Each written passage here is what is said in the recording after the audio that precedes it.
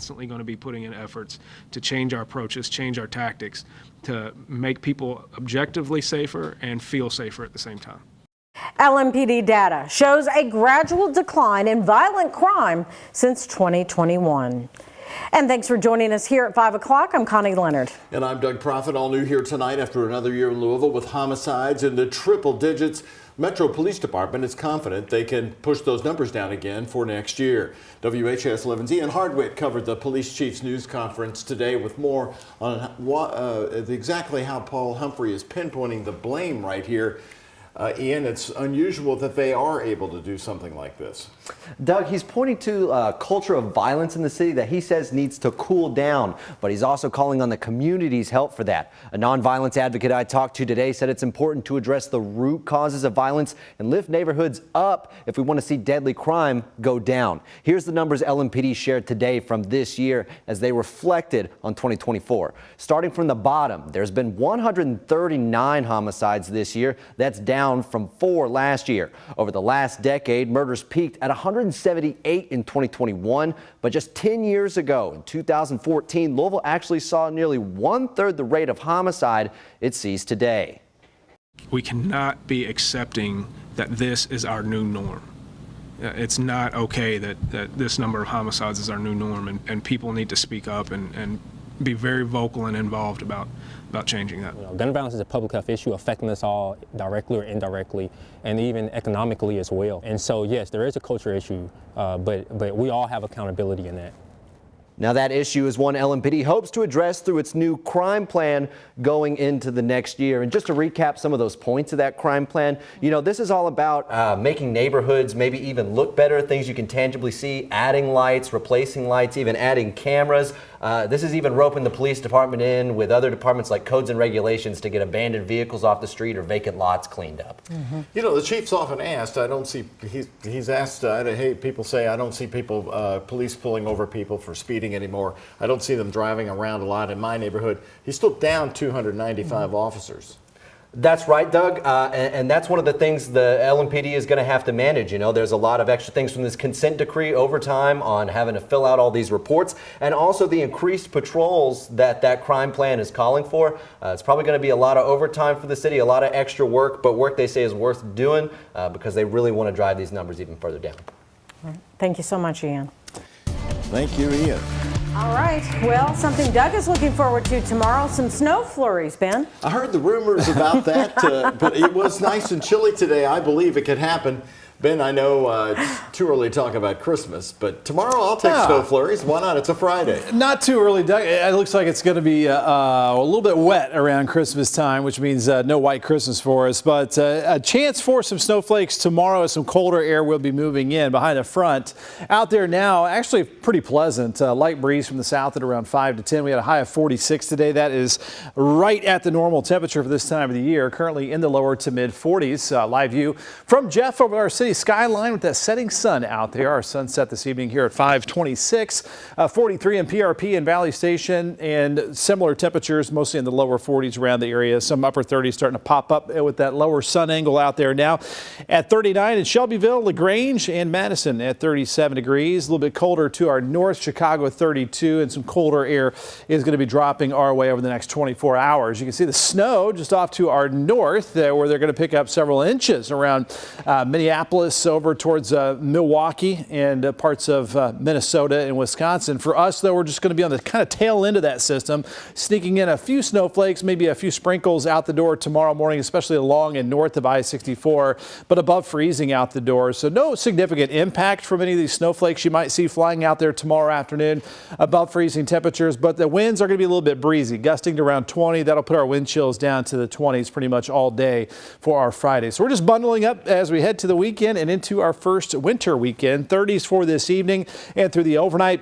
Our low temperature at 35 degrees, and don't expect much of a warm up tomorrow as we stay in the 30s for our Friday afternoon. Now, again, as we head towards Christmas time, it'll get a little warmer and we'll have a chance for some rain heading our way. So we'll look at that coming up later in that 7-day forecast. Ben, thank you. More of our top stories tonight here at 5 o'clock. At a well-known family-owned bourbon distillery in Kentucky, an investigation is underway tonight after an employee died today. It happened at the Heaven Hill Distillery in Bardstown. According to the Nelson County coroner, 41-year-old Travis Jury died during a workplace accident just before 8 this morning there at Heaven Hill. No other details were given as to what happened. The Nelson County Sheriff's Office says it's working to determine what led to the worker's death. Heaven Hill Brands did release a statement sent to WHAS11 News saying in part, "We're deeply saddened by this loss and extend our heartfelt condolences to the family, friends, and colleagues impacted and affected by this tragedy." A former Louisville Catholic school teacher pleaded guilty to child sex crimes after maintaining his innocence for months. Earlier this year, Jordan Fouts was accused of editing student photos onto explicit images. He changed his plea in court yesterday. He was a part-time religion teacher at St. Stephen Martyr Catholic School near Audubon Park. He's expected to be back in federal court March 19th for sentencing. As we wrap up the year in his final Team Kentucky update for 2024, Kentucky Governor Andy Beshear today is applauding the economic success that Kentucky has witnessed this year. Beshear says an estimated $6.9 billion in new private sector investments came into the state this year, and more than 11,000 new jobs have been added. He even touted his own leadership for the success, saying the Commonwealth has boomed since he first took office. That means since I became governor, we'll have had the first, second, and fourth best years in our history, which means our economy is on fire, that we're creating new, great jobs and jobs of the future, that Kentucky has become a premier destination for business. Governor Beshear also specifically singling out the economic success West Louisville has seen this year, where more than 1,000 new jobs were created in 2024. A new program in Louisville will help residents pay housing and utility bills. A new way Councilman Philip Baker is helping to prevent homelessness. He spearheaded the initiative along with Central Louisville Community Ministries. They have $120,000 to use until the money runs out. Making sure people have a warm house, making sure they stay in their home is near and dear to my heart, especially in a district where we have such a large senior population and so many people who are living below the AMI. Now, it's designed to help people with incomes below the poverty line, and that would be $51,000 for a household of two. If your address qualifies, you can get $3,000 in assistance for past due rent or bill payments. We want to break ground in March, and by next February, we want the building to be completed. And it is called the Americana Capital Campaign. They want to reconstruct the community center's campus to expand their health services to refugees in Louisville. Right now, you're looking at the renderings of what's to come. Today, the James Graham Brown Foundation in Louisville announced a $500,000 grant. That's right, $500,000 for this campaign. And it's helping Americana and family health centers pass the halfway point of their fundraising goal. Jose Alonso is talking with the leader of this project, who says they're grateful for the community's dedication.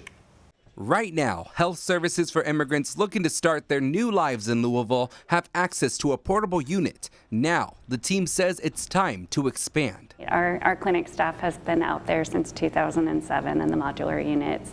It is more than time for them to be in a building. Director of Refugee and Immigrant Services for Family Health Centers, Liz Edgel, says they are the first in the state to provide refugee health assessments, helping patients with vaccines and other medical needs. About 40% of our patients across family health centers are receiving health care in a language other than English. And then at Americana, it's probably more like 90%. In this portable building that houses the Family Health Center's clinics, there's only 4 exam rooms. And with this investment, they're looking to double that to 8.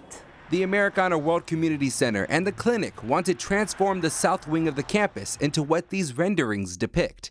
A recent $500,000 grant from James Graham Brown Foundation has now pushed their campaign over halfway of their $3.9 million fundraising goal.